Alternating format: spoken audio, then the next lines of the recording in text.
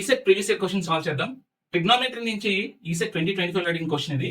So చూడండి, if sin θ is equal to 3/5, sin θ is equal to 3/5, then cos θ is equal to అని అడుగుతున్నారు. Okay, so మనకి triplets గుర్తుంటాయి కదా, 3, 4, 5.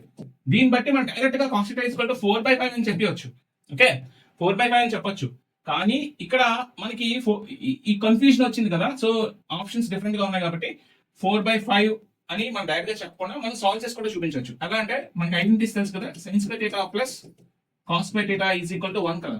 సో ఇక్కడ cos square θ is equal to ఏమవుతుందండి, 1 మైనస్ sin స్క్వేర్ θ. sin θ అంతా 3/5, so 1 minus 3/5 whole square చేసుకుంటే 1 minus 9/25 అవుతుంది. సాల్వ్ చేసేది 16/25 అవుతుంది.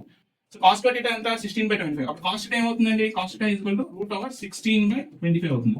ఇలా రూట్ వచ్చిన మనకి ఆన్సర్ ఏమవుతుందండి, ప్లస్ ఆర్ మైనస్ అని తీసుకోవాలి. 4/5 అంటే ప్లస్ 4/5 అవ్వచ్చు, లేదా మైనస్ 4/5 అవ్వచ్చు. అంటే మైనస్ 4/5 ఆర్ 4 ప్లస్ 4/5 అన్నమాట. ఇది మీ ఆన్సర్. సో డైరెక్ట్ గా మీరు చేయాలనుకుంటే గెస్ చేసేయచ్చు, బట్ మీరు ప్రాపర్ ఆన్సర్ కావాలంటే ఈ విధంగా సాల్వ్ చేసుకోవాలి. Okay, for more videos follow our channel.